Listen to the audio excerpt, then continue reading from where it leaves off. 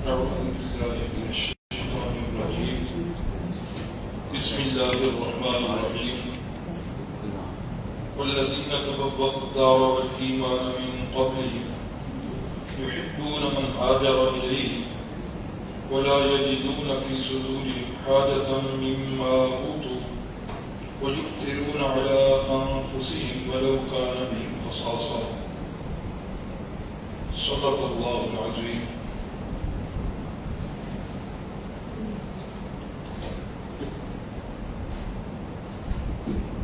رحمت کائنات صلی اللہ علیہ وسلم کی مکی زندگی جو ہے وہ سبقاً اختتام پذیر ہوئی. مدنی زندگی کا آغاز ہو رہا ہے. اب جو ہے وہ اس سے اگلے سالوں کو ہم ہجری سال کہا کریں گے. پہلا ہجری سال، دوسرا ہجری سال، تیسرا ہجری سال، اب یوں ترتیب ہوگی. جس وقت سیدنا فاروق اعظم رضی اللہ تعالی عنہ ان کا زمانہ ہے. حضرت فاروق اعظم کے زمانہ میں کسی مجاہد نے خط لکھا. حضرت فاروق اعظم رضی اللہ تعالی عنہ اسے نہ پڑھ سکے. تو جس وقت نہ پڑھ سکے کچھ دیر کے بعد ڈاک پر نظر پڑی، وہ خط سامنے آیا تو پھر احساس ہوا کہ پتہ نہیں یہ خط اس نے مجھے کب لکھا تھا. اس سلسلے میں یہ بات محفوظ رہے کہ یہ جو مہینے ہیں محرم، صفر، ربیع الاول، ربیع الثانی، یہ ابتدائی آخری نشر چل رہے ہیں. یہ 12 مہینے قرآن مجید میں اللہ کریم نے فرمایا ان عدت الشہور عند اللہ 12 شہرا فی کتاب اللہ یوم خلق السماوات والارض منها 4 حرم. فرمایا جب اللہ نے زمین و آسمان کو بنایا تھا، اللہ نے اسی وقت ہی مہینوں کی تعداد جو ہے وہ 12 کر دی تھی. اور ان 12 مہینوں میں اللہ کریم نے 4 مہینے جو ہیں وہ عزت والے بنائے تھے. 4 مہینے عزت والے. یہ کب کی بات ہو رہی ہے؟ جب کائنات بنی ہے تو اسی وقت کی یہ بات ہو رہی ہے. اللہ اکبر. تو حضرت فاروق اعظم کے زمانہ میں جس وقت یہ بات سامنے آئی کہ اس پر مہینہ تو لکھا ہوا ہے، اب یہ مہینہ اس سال کا ہے یا پچھلے سال کا سمجھنے، اس وقت احساس ہوا کہ ہم مسلمانوں کا بھی ایک کیلنڈر ہونا چاہیے. اب حضرت فاروق اعظم نے صحابہ اکرام کی ایک شورا بنائی ہوئی تھی.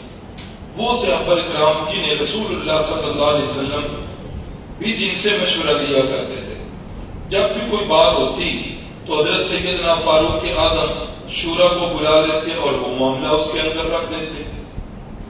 ایسا ہی ہوا.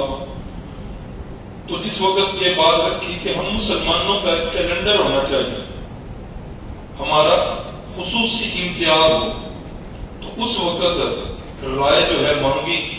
تو مختلف آراء کے اندر کھول دیں. بچے ادھر کا دروازہ ادھر ساتھی میں کو آنے دیں، دروازہ بند نہ کریں. رستوں میں نہیں بیٹھنا چاہیے. آگے آ جائیں، جو ساتھی آ رہے ہیں آگے جگہ ہے، رستہ دے دیا کریں. اللہ اکبر. تو جس وقت رائے مانگی تو مختلف آراء جو ہیں وہ سامنے آ گئی. ایک رائے یہ آئی کہ ہم مسلمانوں کا کیلنڈر جو ہے وہ جس سال رسول اللہ صلی اللہ علیہ وسلم کی ولادت باسعادت ہوئی ہے نا، اس سال سے ہمارے کیلنڈر کا آغاز ہونا چاہیے. ایک رائے سامنے یہ ہے. تو حضرت فاروق اعظم فرمانے لگے نہیں، یہ رائے جو ہے یہ بہتر نہیں، اس لیے کہ حضرت فرمایا کہ اس کے اندر تشبہ بالنصارى، عیسائیوں کے ساتھ جو ہے وہ مشابہت ہو رہی ہے. تو اس لیے یہ کام ہم نہیں کریں گے چونکہ عیسوی کیلنڈر ایسے ہی چل رہا. دوسری رائے یہ آئی کہ جس سال رسول اللہ صلی اللہ علیہ وسلم کی وفات ہوئی ہے اس سال سے کیلنڈر کا آغاز کیا جائے. فرمایا نہیں، وہ تو ایک بہت بڑا سانحہ تھا اور یہ کیلنڈر کی ترتیب یہ تو خوشی کا موقع ہے، اس کو اس سانحہ سے نہیں جوڑنا چاہیے. اور تیسرا رائے یہ آئی کہ ہجرت والے سال اس کا آغاز کیا جائے، اور چوتھی رائے تھی کہ بعثت والے سال میں اس کا آغاز کیا جائے. تو یہ 4 آراء تھی جن میں سے ایک رائے کو مقدم سمجھا گیا اور کہا گیا کہ ہجرت والے سال سے مسلمانوں کا جو کیلنڈر ہے اس کا آغاز ہونا چاہیے.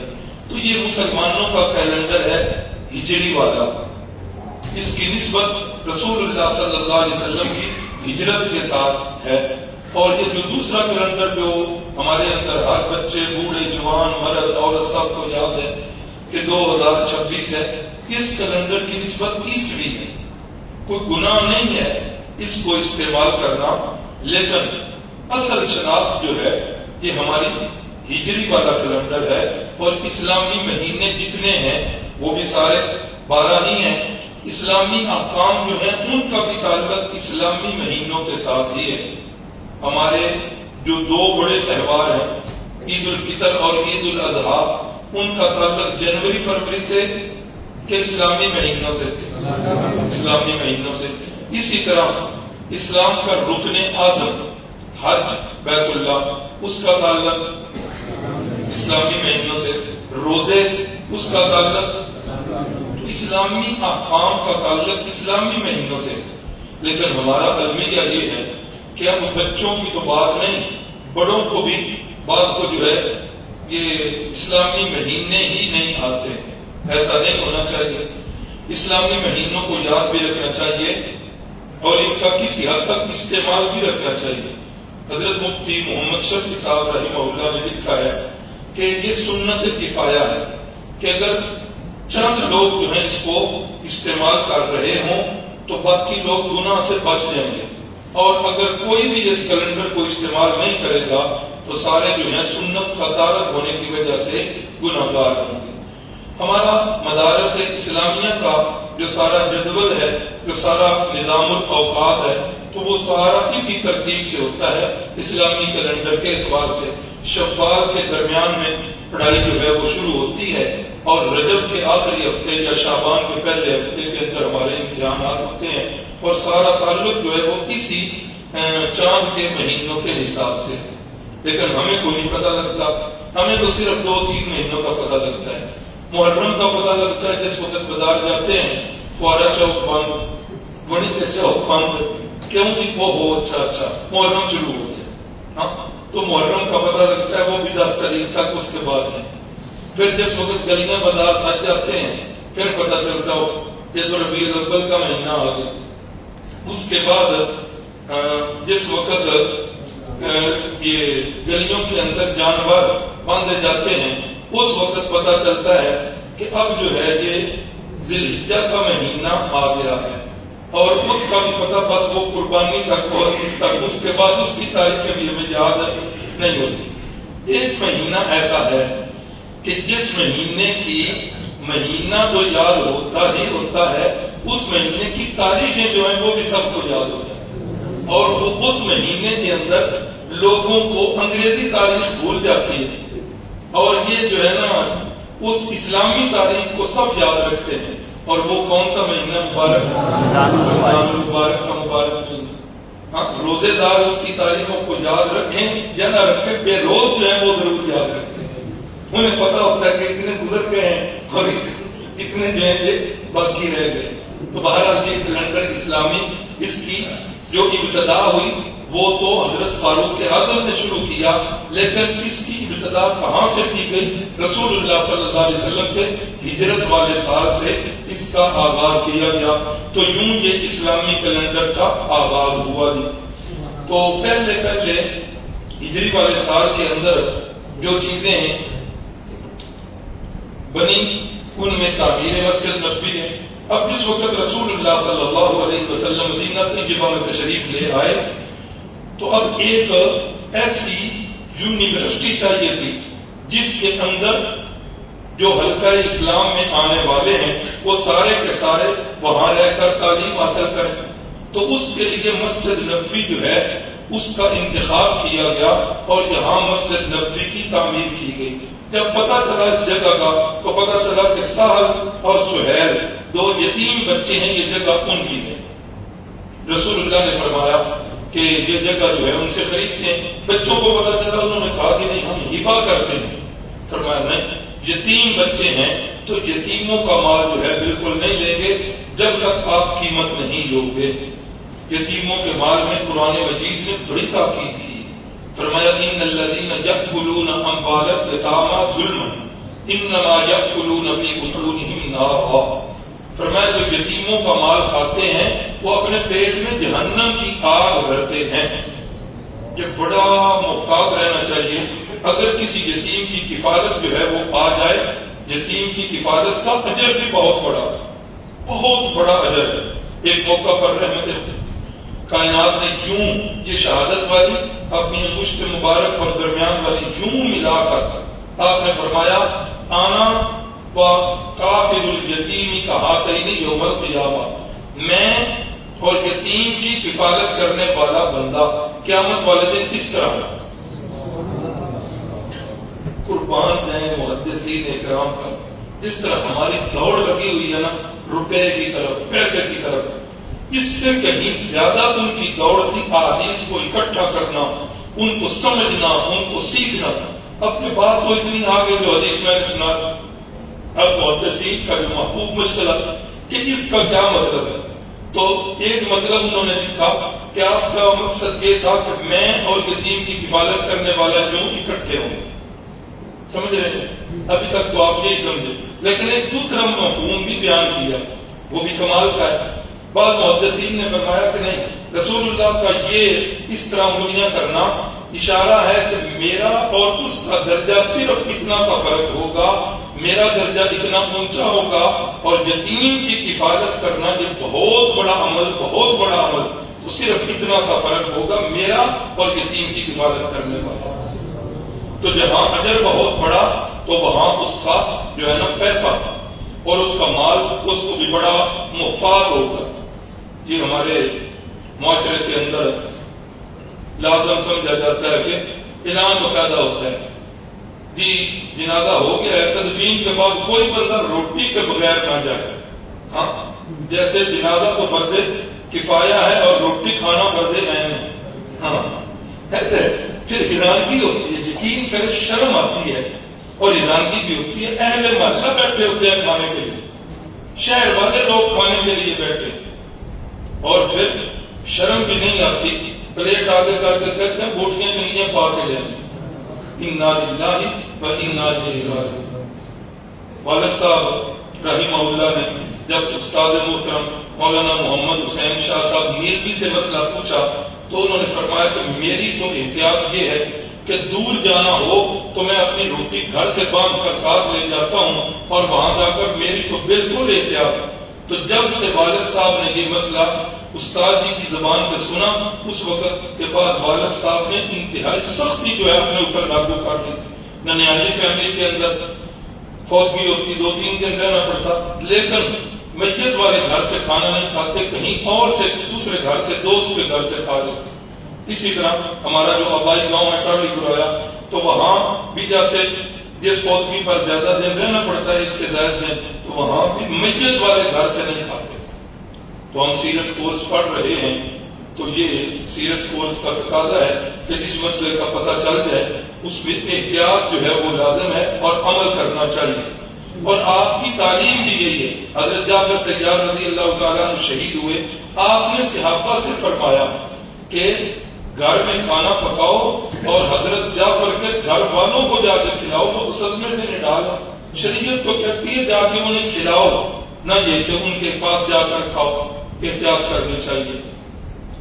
تو یتیموں کا یہ مال تھا تو محبوب خدا صلی اللہ علیہ وسلم نے بغیر پیسوں کے نہیں لیا, اور آپ نے فرمایا کہ پیسے جو ہیں وہ ضروری ہیں. ادائیگی کر کے مسجد کی تعمیر کی گئی. یہ صرف مسجد ہی نہیں تھی, جس طرح کہ بھی میں نے بتایا یہ مسلمانوں کی ایک عظیم یونیورسٹی بھی ہے.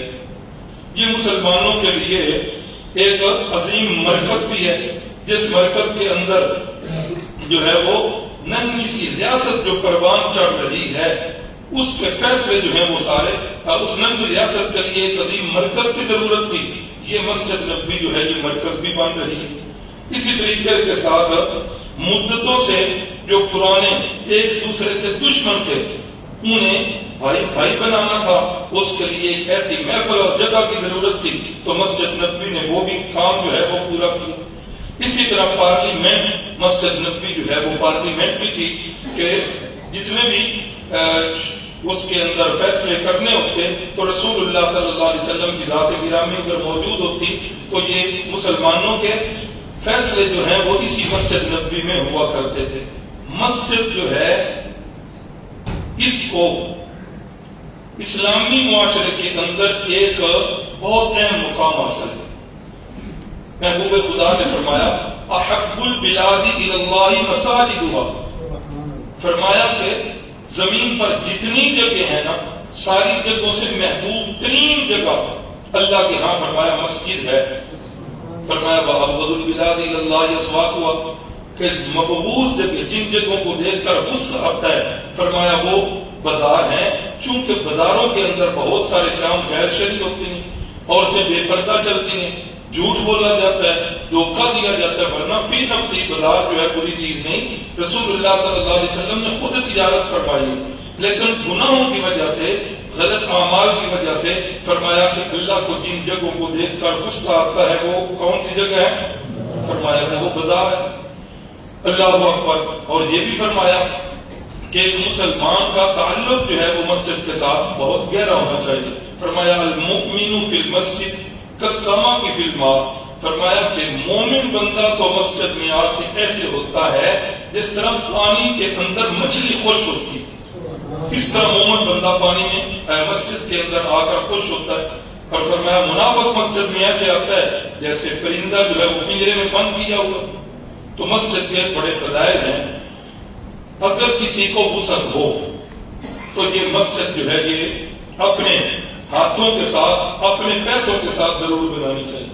آج سے کچھ عرصہ پہلے میں اخبار میں پڑھ رہا تھا, کوئی آدمی ادھر ضلع کا واقعہ تھا, کوئی آدمی گزر رہا تھا, مسافر تھا, تو ایک ڈیرا دیکھا, اس ڈیرے کے اندر رک گیا تو وہ میزبانی کی.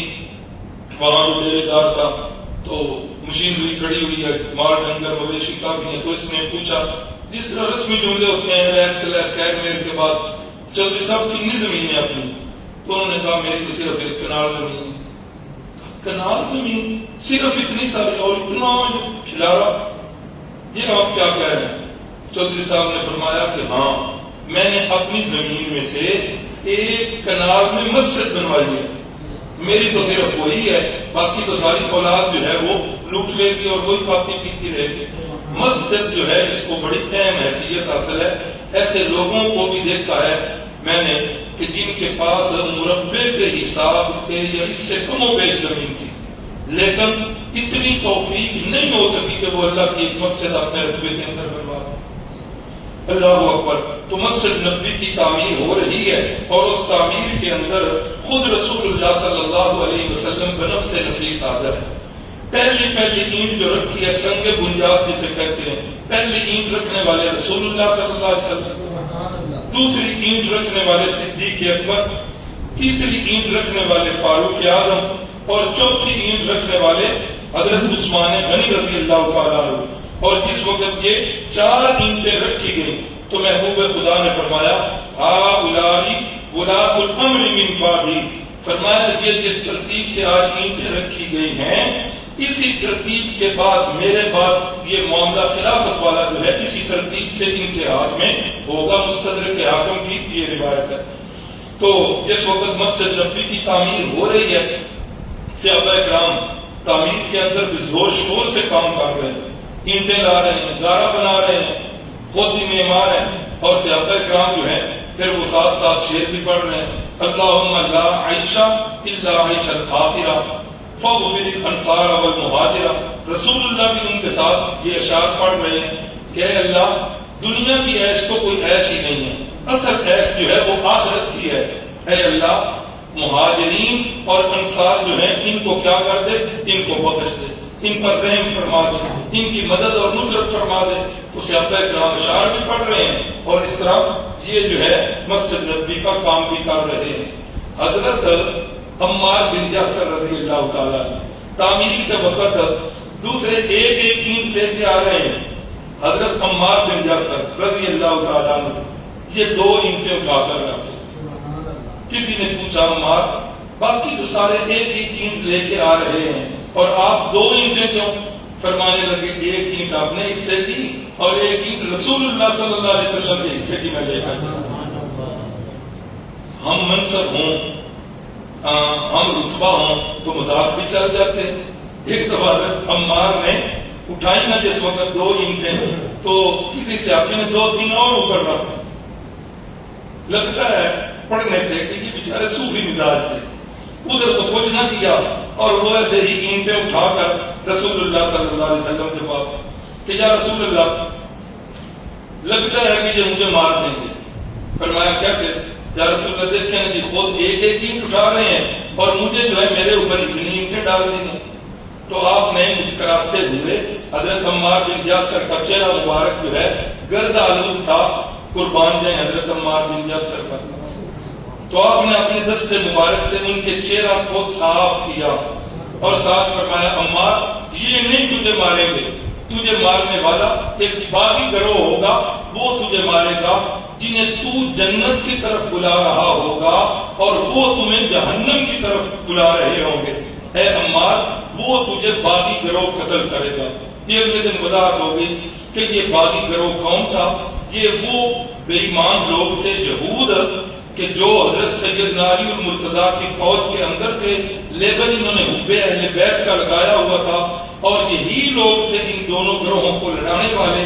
انہوں نے ہی حضرت عمار بن یاسر کو شہید کیا اور یہی لوگ جو ہیں یہ باغی گروہ تھا امت مسلمہ کا اور خلافت اسلامیہ کا۔ تو یہ مسجد نبوی کی تعمیر ہو چکی ہے۔ مسجد نبوی کی تعمیر کے ساتھ ساتھ جو ہے یہ امہات المؤمنین کے حجرے جو ہیں یہ بھی تعمیر ہو چکے ہیں۔ جس وقت مدینہ طیبہ رسول اللہ تشریف لائے ہیں تو اس وقت حضرت عائشہ صدیقہ کے ساتھ نکاح جو ہے وہ تو مکہ میں ہو چکا تھا۔ مدینہ طیبہ کے اندر رسول اللہ صلی اللہ علیہ وسلم تشریف لے آئے ہیں، صدیق اکبر کا گھرانہ بھی آ چکا ہے۔ مدینہ طیبہ کی آب و ہوا جو ہے نا وہ مکے کی آب و ہوا کے بالکل خلاف ہے۔ مکے کی آب و ہوا پتھریلی سرزمین اور قرآن مجید نے کہا بواد غیر ذی زرع، جہاں کوئی جو ہے نا اس وقت پودا نہیں تھا، یعنی گرم ہوا تھی اور پتھریلے جو ہے نا وہ سخت پہاڑ یعنی خشک گرم ہوا تھی۔ اور مدینہ طیبہ یہاں کی ہوا تو مرطوب تھی، یہاں تو نخلستان تھے کھجوروں کے اور باغات تھے بے شمار، تو یہ بالکل متبادل تھی، ایک دوسرے کے مقابل تھی فضائیں۔ صحابہ کرام جو ہیں وہ آ کر ادھر بیمار ہو گئے کیونکہ آب و ہوا بالکل برعکس تھی۔ حضرت بلال رضی اللہ تعالیٰ عنہ بھی بڑے بیمار ہوئے، حضرت سیدنا صدیق اکبر بڑے بیمار ہوئے، اماں جان عائشہ صدیقہ یہ بھی بڑی بیمار ہوئے۔ اللہ اکبر اللہ اکبر۔ تو رسول اللہ صلی اللہ علیہ وسلم نے پھر دعا فرمائی کہ اللہ مدینے کی آبادی کے لیے دعا کرتا ہوں، مدینے کی فضا کے لیے دعا کرتا ہوں اور صحابہ کرام کے مزاج کے موافق اس کی جو ہے آب و ہوا ہو جائے اس کی دعا کرتا ہوں۔ پھر اس دعا سے جو ہے وہ تبدیلی بھی آ گئی، صحابہ کرام کو اللہ کریم نے صحت دے دی۔ بیماری میں اماں جی اتنی لاغر ہوئی کہ انتہائی زیادہ کمزور ہو، جس وقت کمزور ہو گئی اب حضرت سیدنا صدیق اکبر رضی اللہ تعالیٰ عنہ ایک دن فرمانے لگے یا رسول اللہ کوئی رکاوٹ ہے کہ آپ اپنی بیوی کو اپنے پاس کیوں نہیں لاتے، اس میں رکاوٹ کیا ہے؟ فرمایا ابو بکر رکاوٹ جو ہے وہ صرف حق مار کی ہے، میرے پاس ابھی تک حق مار کا انتظام نہیں ہو سکتا۔ حضرت صدیق اکبر فرمانے لگے یا رسول اللہ یہ کون سی؟ صدیق اکبر نے اپنی جیب سے 500 درہم جو ہے وہ حق مار دیے۔ میں آج پڑھ رہا تھا انسائکلوپیڈیا ہے ایک محمد الرسول اللہ صلی اللہ علیہ وسلم ہمارے اس سیرت کورس کے بعد مسجد مکی ہے، وہاں میاں محمد ایوب صاحب بہت اچھے عالم دین ہیں، تگڑے آدمی ہیں، علمی حوالے سے، مطالعہ کے حوالے سے ایک مقام ہے ان کا، انہوں نے بھی شروع کیا، بڑی خوشی ہوئی، یہاں بھی تشریف لائے۔ میری تو یہ خواہش ہے کہ اللہ کرے ہر مسجد کے اندر یہ سیرت کورس جو ہے یہ شروع ہو۔ تو میں ذکر اس لیے کر رہا ہوں کہ میاں محمد ایوب صاحب نے مجھے وہ انسائکلوپیڈیا جو ہے وہ بطور تحفہ اور گفٹ انہوں نے مجھے دیے 11 جلدوں کے اندر۔ تو آج جس وقت میں یہ بحث پڑھ رہا تھا تو انہوں نے اس وقت کے حق مار کا اور موجودہ حق مار کا موازنہ کیا ہوا ہے کہ اس وقت کا جو حق مار تھا چاندی کی قیمت کے حساب سے آج اس رقم کی جو مالیت بنتی ہے وہ 20 لاکھ روپے ہے، اندازہ کر لیں، اور حق مال کے اندر ہماری کیا صورت آ گئی۔ تمہارا حضرت سیدنا صدیق اکبر رضی اللہ تعالیٰ نے پیسے دیے تو رسول اللہ صلی اللہ علیہ وسلم نے حق مال ادا کر دیا۔ اب اماں جی کی والدہ محترمہ ام رومان کو پتا تھا کہ اب رشتے کا دن قریب آ گئے ہیں، تو اماں جی نے سمجھا کہ اب عائشہ جو ہے یہ تو بالکل دبلی پتلی ہے، اس طرح تو نہیں جانا چاہیے۔ تو اماں جی خود فرماتی ہیں کہ میری والدہ نے میرے اوپر بڑی توجہ دی کہ میرا جسم جو ہے یہ کچھ کمزوری سے تھوڑا سا بدن جو ہے وہ بہتر ہو جائے۔ تو فرماتی ہیں کہ پھر انہوں نے کھجوروں کے ساتھ مجھے کھیرے کھلانا شروع کر دیے۔ یہ دونوں ہے نا مزاج ان کا، کھیرا جو ہے یہ سرد ہوتا ہے، کھجور جو ہے گرم ہوتی ہے، تاکہ یہ دونوں مزاج مل کر جو ہے وہ بدن کی قوت میں اضافہ کریں۔ تو فرماتی ہیں کہ پھر چند ہی دنوں کے اندر میری صحت جو ہے وہ بہت بہتر ہو۔ فرماتی ہیں کہ ایک دن ایسا تھا کہ جب حضرت صدیق اکبر نے فرمایا رسول اللہ نے حق مال ادا کیا، تو فرماتی ہیں میں جھولا جھول رہی تھی سہیلیوں کے ساتھ، تو ام رومان آئیں اور انہوں نے آ کر مجھے بلایا اور مجھے لا کر گھر کی ایک طرف جو ہے گڑھے میں پانی رکھا ہوا تھا اور اس پانی کے ساتھ انہوں نے میرا چہرہ دھویا، میرے بال دھوئے سر کے، اور اندر جو ہے انصار کی عورتیں بیٹھی ہوئی تھی، تو انہوں نے مجھے انصار کی عورتوں کے حوالے کر دیا۔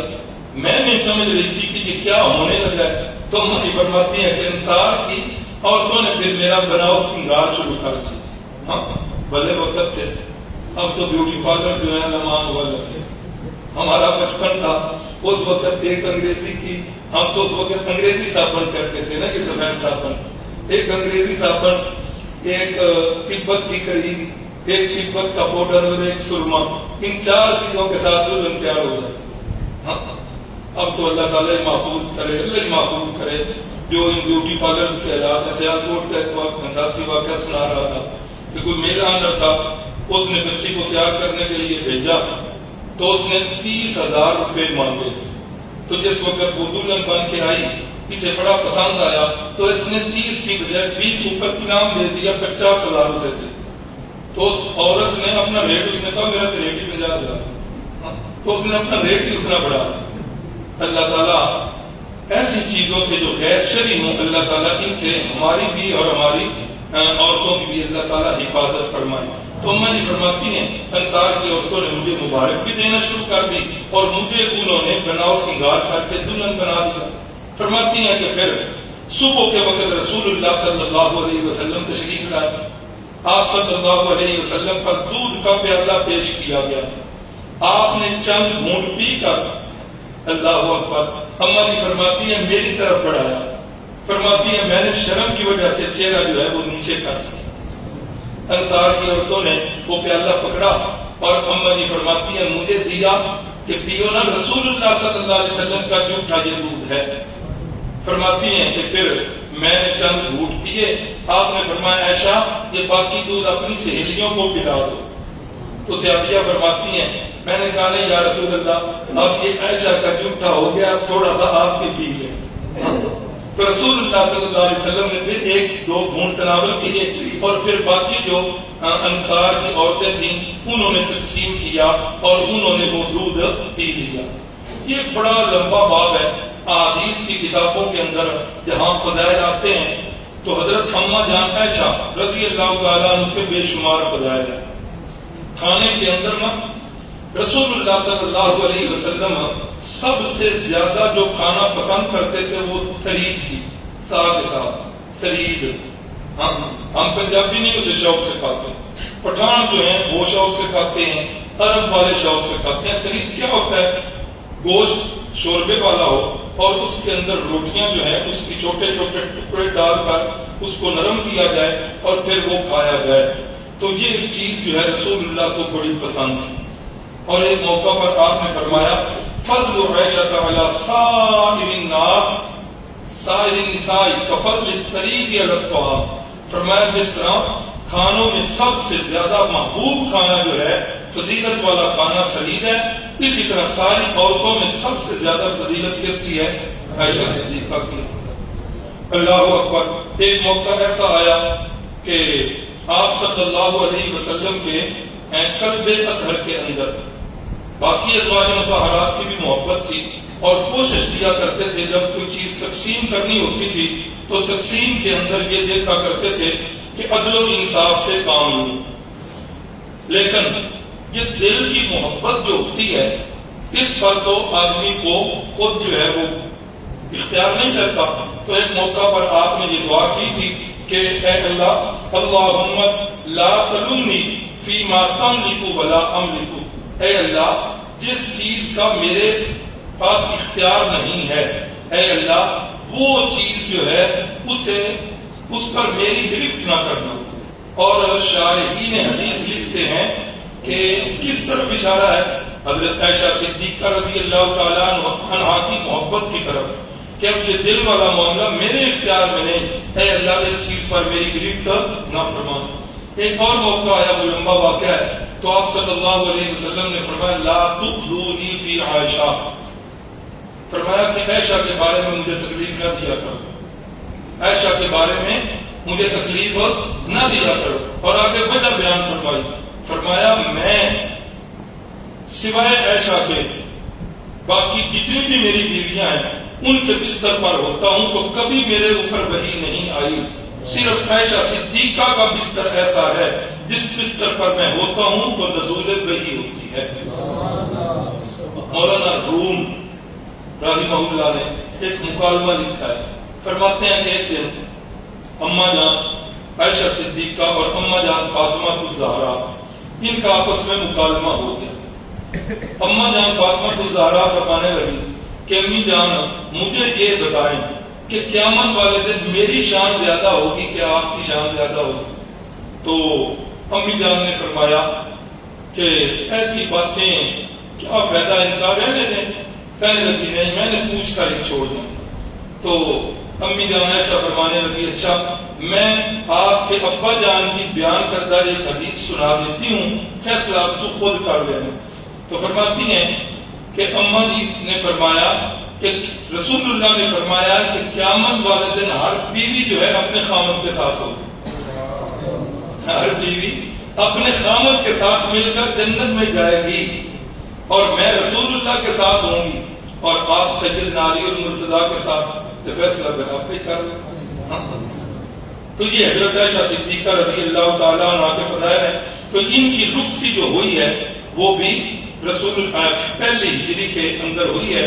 تو جب مسجد نبوی تعمیر ہوئی تو اس تعمیر کے ساتھ جو ہے 2 حجرے تیار کیے، ایک اماں جان حضرت سودا رضی اللہ تعالیٰ عنہا کا اور دوسرا حضرت عائشہ صدیقہ رضی اللہ تعالیٰ عنہا کا حجرہ جو ہے، یہ 2 حجرے بھی ساتھ تیار ہوئے۔ اور یہ حجرے جو ہیں یہ کتنے بڑے تھے، کتنے اونچے تھے؟ اماں جی فرماتی ہیں کہ جب رسول اللہ صلی اللہ علیہ وسلم حجرے میں تہجد کی نماز پڑھا کرتے تھے نا، تو جب سجدہ جانے لگتے تو آگے سجدے کی جگہ نہیں ہوتی تھی، تو جب ان کا ہاتھ مبارک میرے پاؤں کے ساتھ لگتا تو میں اپنی ٹانگیں سکیڑ لیتی اور رسول اللہ صلی اللہ علیہ وسلم وہاں پر سجدہ کیا کرتے، اور اونچے اتنے تھے کہ یوں کوئی بندہ ہاتھ کرتا تو اس کا ہاتھ جو ہے وہ چھت کے ساتھ لگ جاتا۔ پھر بعد میں جس وقت مسجد نبوی کی توسیع ہونے لگی غالباً خلیفہ عبد الملک کے زمانہ میں، تو یہ باقی حجرے جو ہیں یہ ساتھ ملائے گئے۔ تو اس وقت علماء نے یہ کہا کہ کاش یہ حجرے نہ ملائے جاتے، یہ اپنی اصلی حالت کے اندر رہ جاتے، آنے والی مخلوق کو پتہ چلتا کہ 2 جہانوں کے سردار ہیں اور ان کے حجروں کی یہ حالت ہے۔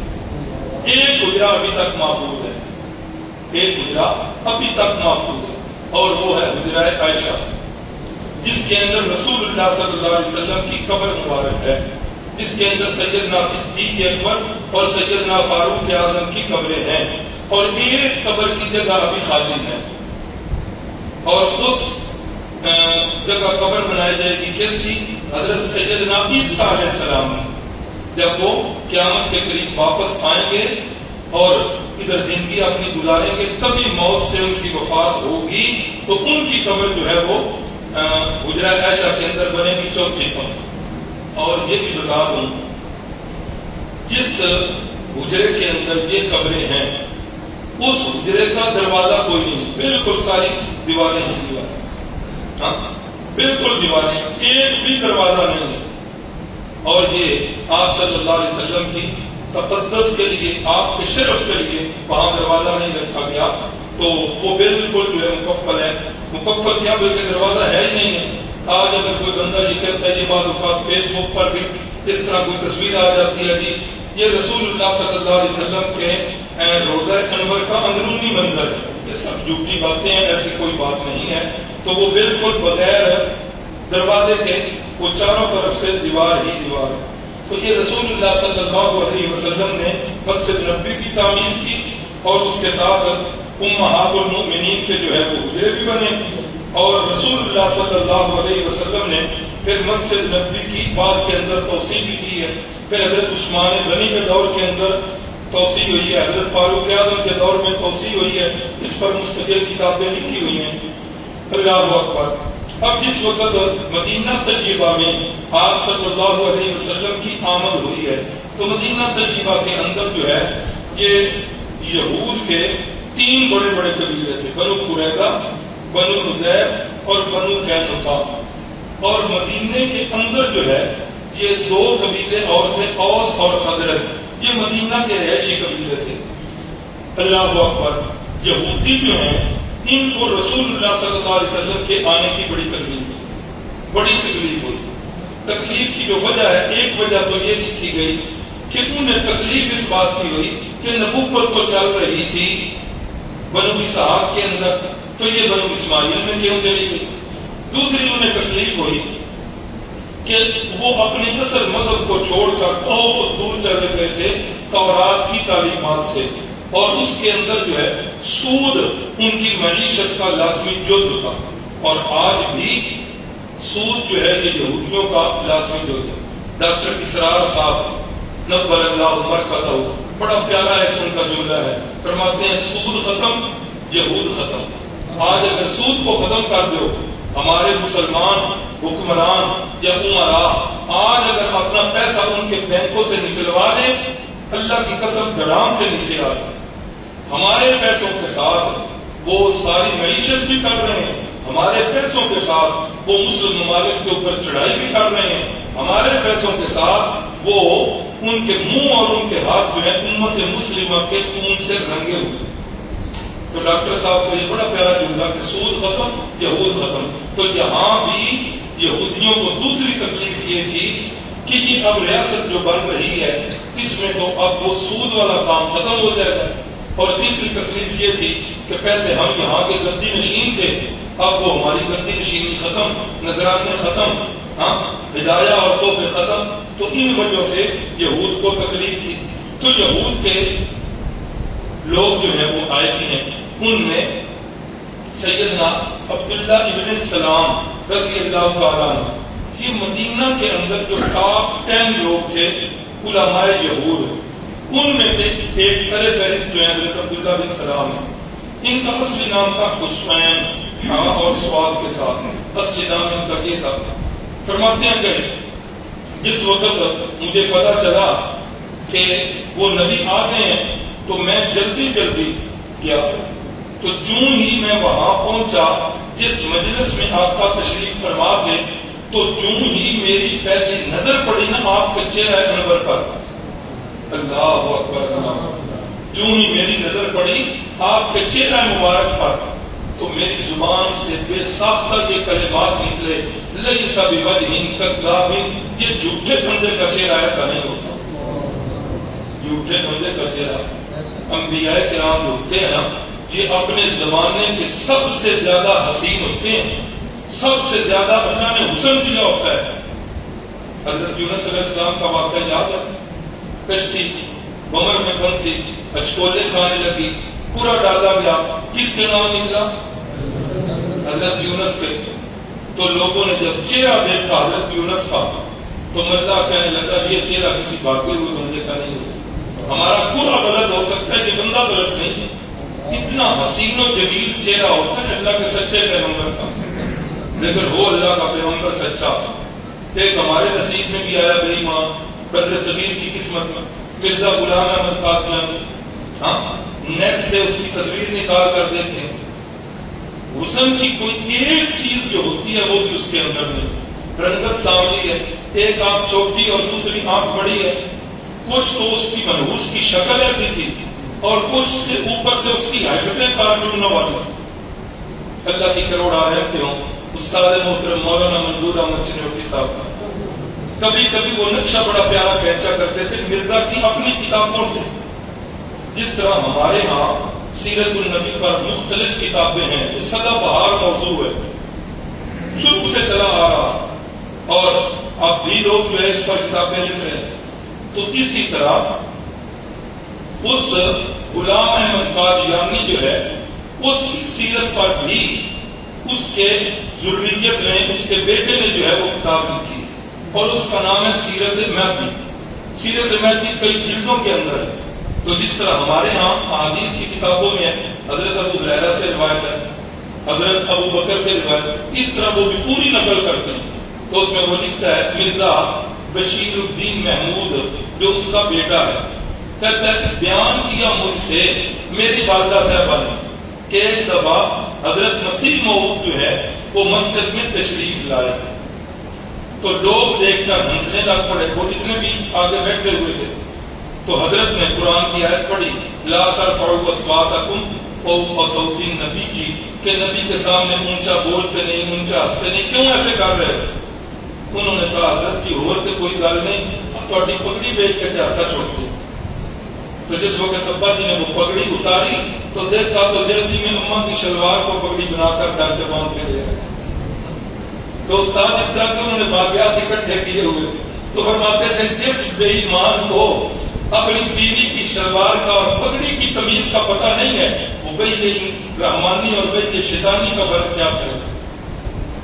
کہتا ہے کہ وہ بیان کیا مجھ سے والدہ صاحبہ نے کہ جس وقت آپ کے ابا حضور بالکل چھوٹے ہوتے تھے نا تو اتنے بولے اور سادے تھے ہاں کہ وہ دایاں جوتا جو ہے وہ بائیں پاؤں میں پہن لیتے اور بایاں پاؤں جو ہے وہ دائیں میں پہن لیتے۔ پھر دادی آپ کی جو ہے اس نے نشان لگا کے دیا، اس نے کہا اٹھو دے پر جا پیر جڑے سجے چھپانا۔ تو کہتے ہیں کہ حضرت اتنے سادے تھے کہ پھر بھی وہ دایاں پاؤں جو ہے بائیں میں ہی حصہ ہوتا تھا۔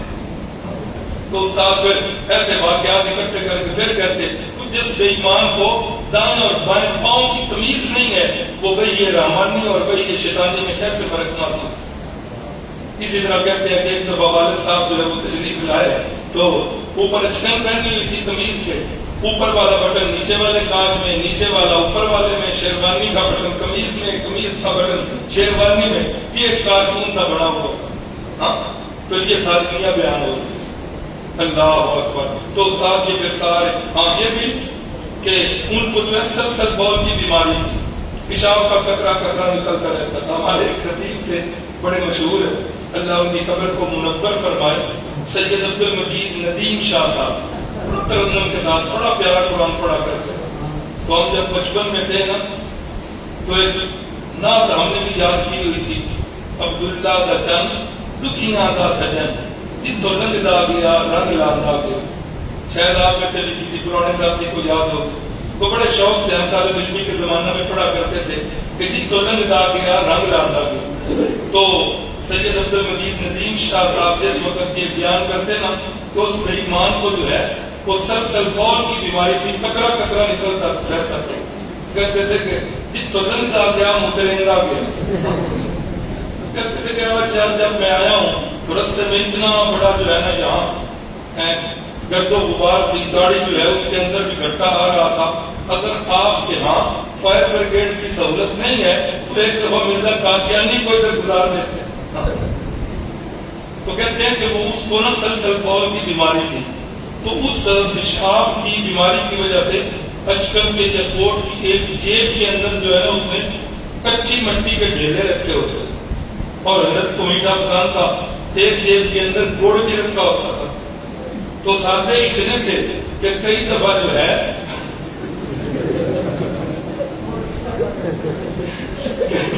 کئی دفعہ گڑ کے ساتھ استنجا کر دیتے اور ڈھیلوں کو گڑ سمجھ کر جو ہے وہ چک مار لیا۔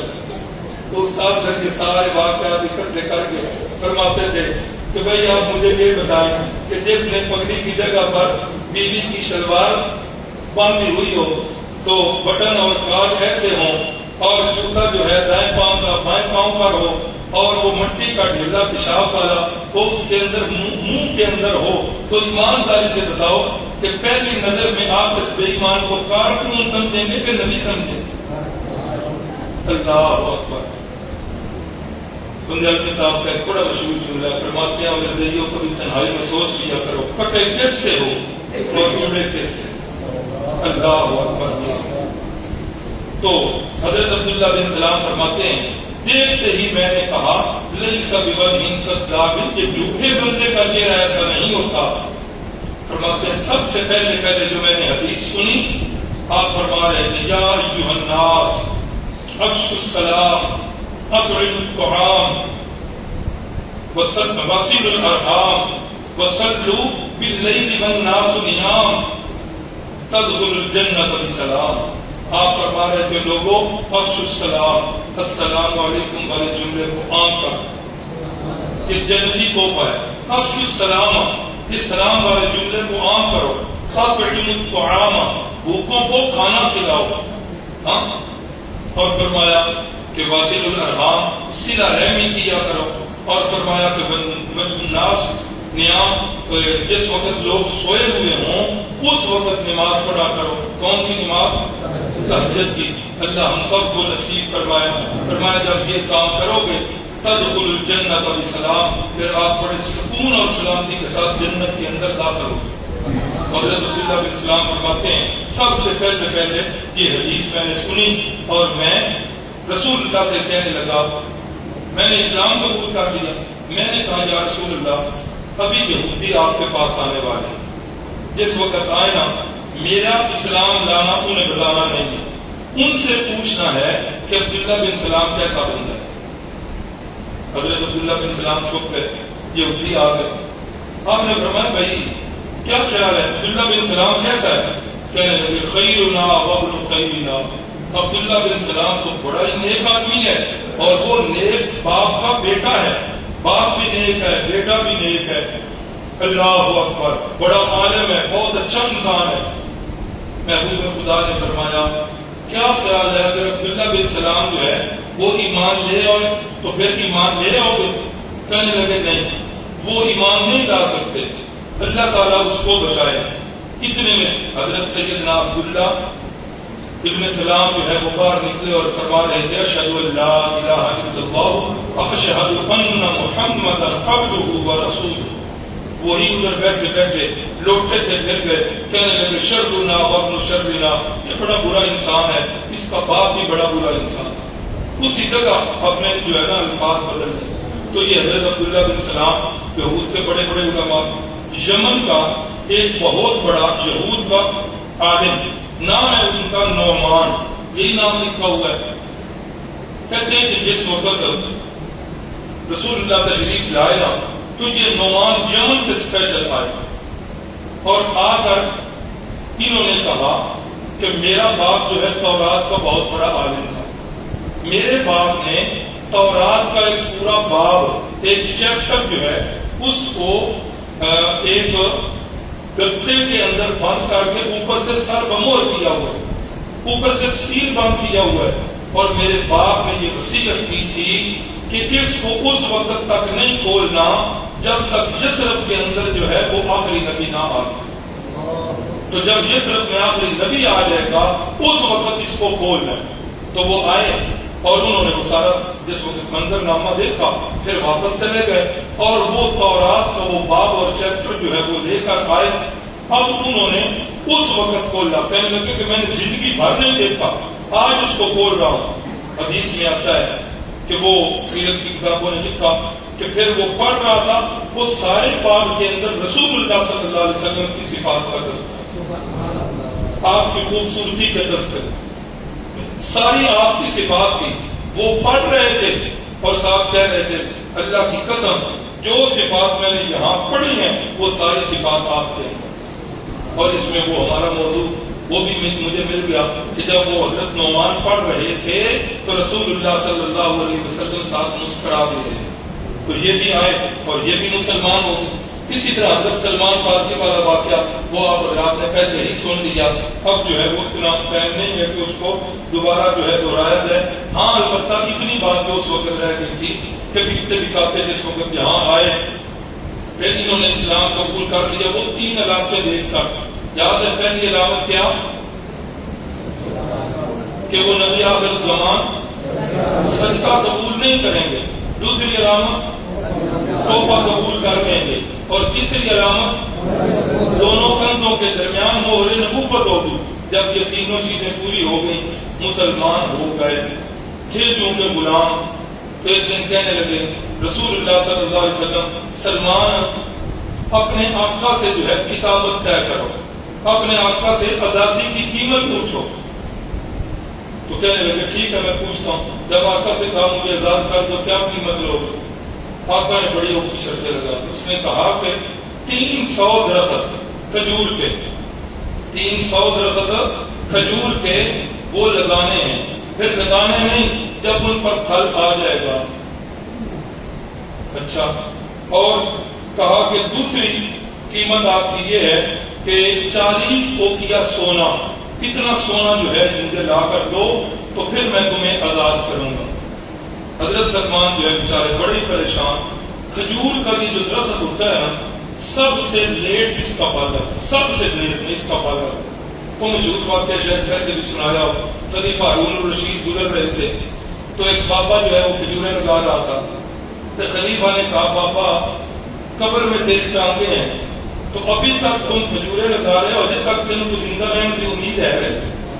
ہاں, تو بابا بڑا سیانا تھا, اس نے کہا خلیفہ جی باپ دادوں کی لگائے ہوئے درختوں سے ہم کھجوریں کھا رہے ہیں اور ہمارے لگائے ہوئے درختوں کی ہماری اولاد جو ہے وہ کھجوریں کھائے گی. خلیفہ بڑا خوش, اس نے ڈھیر سارا انعام جو ہے اس بابے کو دیا. جس وقت بابے کو انعام دیا تو بابا کہنے لگا لو دوسری کھجوریں جو ہے اتنی دیر کے بعد پھل دیتی ہیں, میری کھجوروں نے ابھی مجھے پھل دے دیا. خلیفہ اور خوش ہوا, خلیفہ نے اور انعام دے دیا. پھر وہ بابا بول پڑا, کہنے لگا لو دوسری کھجوریں سال میں 1 دفعہ پھل دیتی ہیں, میری کھجوروں نے تو 2 دفعہ پھل دے دیا. خلیفہ نے کہا اور دو اس کو انعام. وزیر نے ہماری کو نہیں مار کو سکا تو وہ دیکھتے بابے نے تھوڑی کڑی نا خزانہ خالی کر چڑھ. تو جس وقت حضرت سلمان فارسی نے بتایا کہ اس نے کہا 300 درخت چاہیے اور جس وقت وہ پھل لے آئیں گے پھر تمہیں جو ہے آزاد کروں گا. تو رسول اللہ صلی اللہ علیہ وسلم نے فرمایا ہاں بھائی اپنے بھائی سلمان کی معاملت کرو, کھجوروں کے درخت لے کے آؤ. صحابہ کرام نے کھجوروں کے درخت اکٹھے کرنے شروع کر دیے. 300 درخت اکٹھے ہو گئے تو رسول اللہ نے فرمایا سلمان اب جاؤ جا کر 300 گڑھے کھودو. حضرت سلمان فارسی نے جا کر 300 گڑھے کھودے. رسول اللہ صلی اللہ علیہ وسلم نے اپنے مبارک اور پیارے ہاتھوں کے ساتھ وہ کھجوریں جو ہیں وہ جا کر لگائیں اور ان کا پھل بھی بہت جلد آ گیا. بچپن کے اندر ہم نے طرح طرح کے واقعات سنے ہوئے تھے. ہاں, ایک یہ واقعہ بھی تھا کہ رسول اللہ جا کر گٹھلیاں لگا کے آئے تو یہودیاں نے اتو جا کے گٹکا بچوں کٹ چڑھی. وہ عرب سے ایک کھجور آتی ہے بغیر گٹھلی کے. ہاں, اس کھجور کے بارے میں ہمارے بچپن میں یہ مشہور تھا کہ وہ سلمان فارسی دیکھ جڑے درخت سانے انہوں نے کھجور. بالکل یہ جھوٹی بات ہے, یہ سب سے رتی کھجور ہے. عرب والے یہ خود کھاتے ہی نہیں ہیں, یہ اپنے جانوروں کو اونٹوں کو ڈالتے ہیں. سب سے رتی کھجور, اور یہ ساری باتیں ایسے ہی کسی نے اپنی طرف سے گھڑی ہوئی ہیں. تو رسول اللہ صلی اللہ علیہ وسلم نے گٹھلیاں نہیں لگائی تھیں، رسول اللہ نے درخت لگائے تھے اور وہ صحابہ کرام نے اکٹھے کیے. تو وہ اکٹھے کر کے جب لائے تو درخت جو ہے وہ دنوں کے اندر پروان چڑھے اور ان پر پھل آ. یہ معجزہ ہے میرے نبی پاک صلی اللہ علیہ وسلم. اب اگلی شرط رہ گئی. حضرت سلمان جو ہے پھر پریشان کیا. اب ایک شرط تو پوری ہو گئی، دوسری تو اچانک ایک آدمی کسی دن آیا، اس نے رسول اللہ صلی اللہ علیہ وسلم کو صحابی نے تحفے کے اندر سونا دیا. آپ نے فرمایا سلمان ہے تیری دوسری شرط پوری ہو گئی.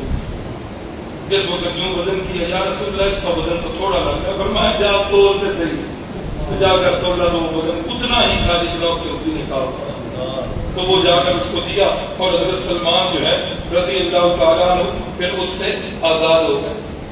رسول اللہ صلی اللہ علیہ وسلم نے مدینہ طیبہ پہنچ کر مدینے میں مکے میں نماز کو فرض ہو چکی تھی اور اس کے لیے بلانے کا طریقہ کیا ہونا چاہیے اس پر جو ہے بحث ہو رہی.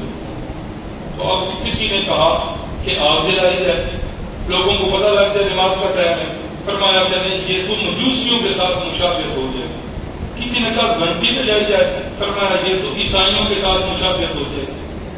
اب یہ آپ سن رہے ہیں کہ رسول اللہ صلی اللہ علیہ وسلم کفار کے ساتھ مشابہت کو کتنا ناپسند کرتے ہیں.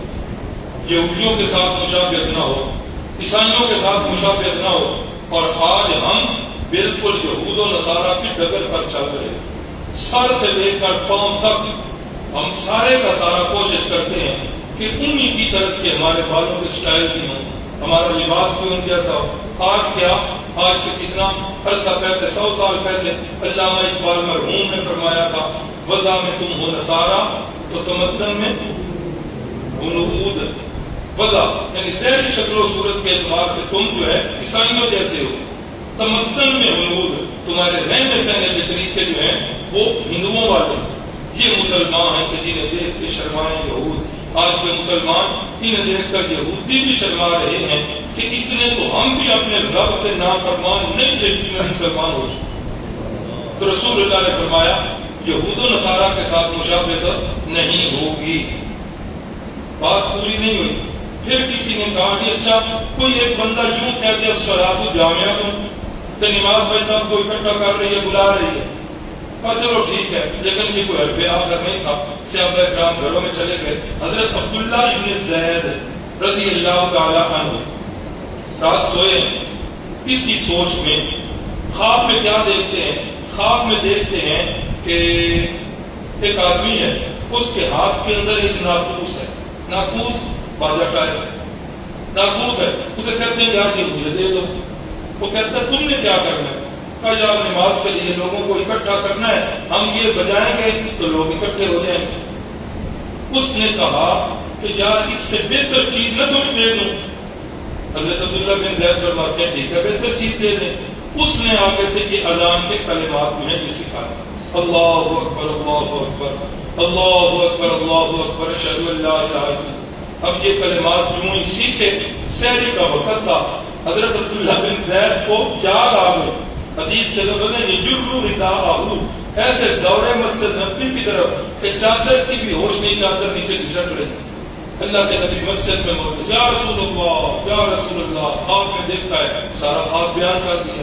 ابھی ان کا خواب ختم نہیں ہوا، ادھر سے سیدنا عمر رضی اللہ تعالیٰ عنہ، یا رسول اللہ میں نے بھی ایسا ہی، اور سے ابا بھی آگے. سب نے ایک ہی خواب دیکھا. رحمت کائنات نے فرمایا یہ جو خواب کے اندر تم نے دیکھا یہ اللہ کی طرف سے فرشتہ تھا جو تمہیں یہ اذان کے کلمات سکھا رہا تھا. تو یہ اذان کے کلمات الہامی ہیں. یہ سارے کے سارے کلمات، صرف وہ ایک کلمہ جو فجر والی اذان میں الصلاۃ خیر من النوم، یہ بھی الہامی کلمہ ہے، یہ بھی ابتدا سے ہے. اس کی بھی ایک بات ضروری ہے سننے. حضرت فاروق اعظم چونکہ اسلام کو بڑی وسعت ہوئی ہے، حضرت فاروق اعظم رضی اللہ تعالیٰ عنہ کے زمانے میں حضرت فاروق اعظم اپنے دفتر میں بیٹھ کے کام کر رہے تھے. کسی نے آ کر کہا کہ شاید حضرت آج نماز کے لیے نہیں آئے، سو نہ گئے ہوں. تو حضرت فاروق اعظم کے حجرے کے باہر آ کر اس نے کہا الصلاۃ خیر من النوم. حضرت جی نماز نیند سے بہتر ہے. حضرت فاروق اعظم نے فرمایا اجعلوها فی اذانکم، تو جب یہ جملہ اذان کا ہے تو اسے اذان میں ہی رہنے دو، نہیں ادھر کیوں پڑھ رہے؟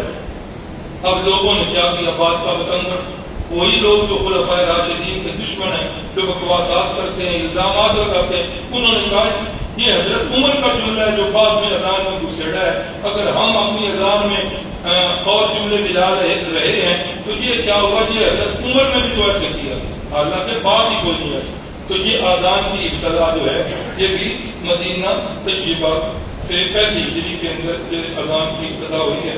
باقی انشاءاللہ جو رہ گئے مواقعات مدینہ، میثاق مدینہ، یہ بھی انشاءاللہ کل جو ہے ہاں یہ بھی بڑا اچھا اعلان آ گیا۔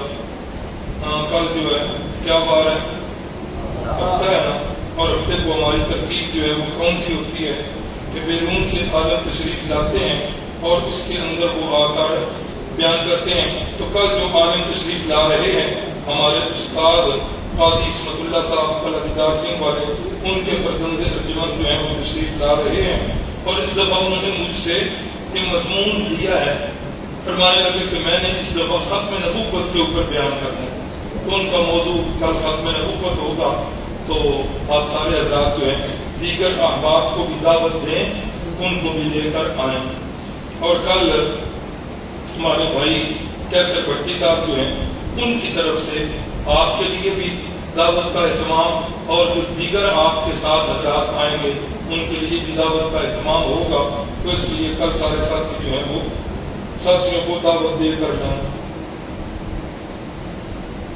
اچھا جی، حاجی نصیر احمد صاحب کریم کوٹ سے تشریف لائے ہیں، اور بھائی سمیع اللہ صاحب وہ بھی تشریف لائے ہیں، ہم ان کو خوش آمدید بھی کہتے ہیں، اہلا و سہلا بھی کہتے ہیں، ہم اپنے لیے بھی اور ان کے لیے بھی دعا گو ہیں۔ اللہ کریم ہم سب کو سیرت النبی پر چلنے کی توفیق عطا فرمائے۔ میرا خیال ہے آج بھی بھائی گلزار صاحب جو ہے وہ ترغیب دلا رہے تھے، ہم جو ہے بڑی کاوش کر رہے ہیں، اور اس کاوش کے اندر الحمدللہ بعض ساتھی تو بڑے ریگولر ہیں جن کی ابھی تک ایک غیر حاضری بھی نہیں ہوئی الحمدللہ۔ بعض ساتھیوں کی چلو بتقاضۂ بشریت کوئی غیر حاضری ہو جاتی ہے، لیکن اگلا کام ہمارا سست ہے دعوت والا، کہ دوسروں کو دعوت نہیں دے رہے تھے۔